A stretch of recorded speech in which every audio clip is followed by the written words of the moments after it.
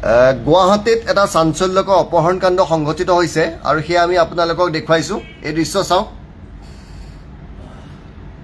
এজন লোক আগচি ধৰিছে কেইজনমান যুৱকে, কাষত এখন গাড়ী ৰৈছেহি।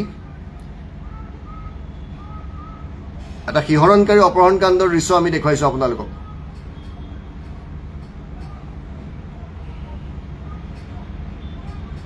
সম্পূৰ্ণ হিন্দী চিনেমাৰ আৰ্হিত এই অপহৰণ গুৱাহাটীত দিনৰ পোহৰত। চাইকেলত আহি আছিল সেই ব্যক্তিজন আৰু চাইকেলখন ইয়াতে পৰি থাকিলে। অতি ভয় লগা ঘটনা। এয়া গুৱাহাটীৰ শান্তিপুৰৰ এটি ৰোডত এই ঘটনা সংঘটিত হৈছে। গাড়ীখনৰ পৰা কেইবাজনো যুৱক নামি আহিছে।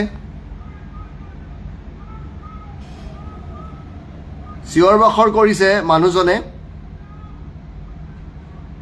আৰু গাড়ীত তুলি লৈ গৈছে। এই ব্যক্তিজনৰ নাম মুনীন্দ্ৰ দাস বুলি চিনাক্ত কৰা হৈছে। অৱশ্যে পিছত পইচা পাতি কাঢ়ি তেখেতক এৰি দিছে। অতি ভয় লগা ঘটনা। আৰু এই ঘটনা সংঘটিত হৈছে পুৱা প্ৰায় 4:42 5 বাজিবলৈ 20 মিনিট থকাত এই ঘটনা সংঘটিত হৈছে। এয়া আজিৰ ঘটনা তাৰিখ আৰু এয়া এটি ৰোড বুলি জানিব পৰা গৈছে।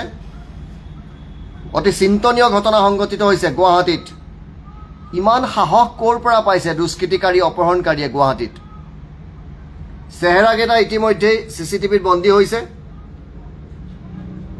চিনেমাত আপুনি দেখিছে, বাস্তৱ জীৱনত হয়তো এই ঘটনা আপুনি কেতিয়াও হৈছে বুলি কল্পনা কৰা নাছিল, কিন্তু বাস্তৱত এই ঘটনা সংঘটিত হৈছে। এখন চাইকেলেৰে এজন ব্যক্তি আহি আছিলে, তেওঁক অপহৰণ কৰি লৈ গৈছে। ইয়াতকৈ উদ্বেগজনক ঘটনা আৰু কি হ'ব? এইখন আপোনাৰ মোৰ গুৱাহাটীৰ এয়া আগচি ধৰিছে। চাওক, এই দৃশ্যটো মই আকৌ প্ৰথম পৰা দেখুৱাইছোঁ আপোনালোকক। এইফালৰ পৰা বাওঁফালৰ পৰা গাড়ীখন আহে। এই বাওঁফালৰ পৰা গাড়ীখন আহিছে। গাড়ীখনৰ পৰা নামিছে, চাইকেলত আহি আছে এজন মানুহ।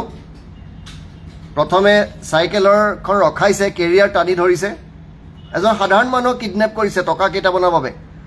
তেওঁ ব্যৱসায় কৰে চাগে, পাচলি বেপাৰ বা ব্যৱসায় তেনেকুৱা কামৰ লগত জড়িত। তেওঁৰ পকেটত পইচা আছিলে, কাৰণ দিনটোৰ বাবে তেওঁ সেই বস্তু কিনিবলৈ ক্ৰয় কৰিবলৈ গৈছিল।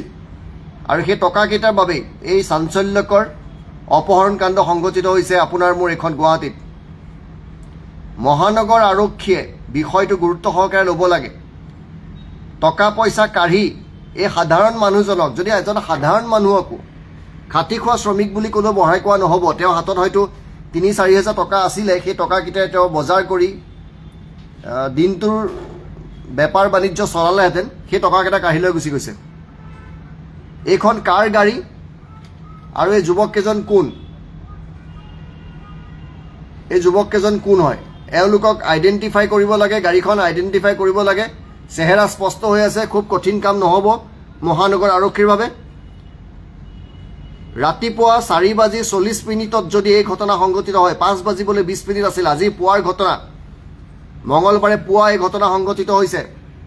এয়া ঘড়ীটো আমি আপোনালোকক দেখাইছোঁ, 4:42। আজি তাৰিখ 6-10।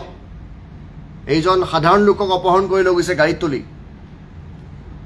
সুৰক্ষিত হয়নে নহয় আমি? এয়া ডাঙৰ প্ৰশ্ন এই মুহূৰ্তত। আৰক্ষী, পুলিচ, মিলিটেৰীয়ে গিজগিজাই থাকে, তাত এই ঘটনা। ইয়াৰ মাজতে গুৱাহাটীখন অলপ ঠিক হৈছিল। ইয়াৰ আগতে ৰাজগড় ৰোডৰ এই ধৰণৰ অপহৰণকাণ্ড সংঘটিত হৈছিল, ডকাইতি সংঘটিত হৈছিল। ভাবক কিমান ভয় লগা ঘটনা এয়া। মহানগৰ আৰক্ষীয়ে বিষয়টো গুৰুত্ব দিব লাগে। আৰু ৰাতি বা পুৱাৰ ভাগত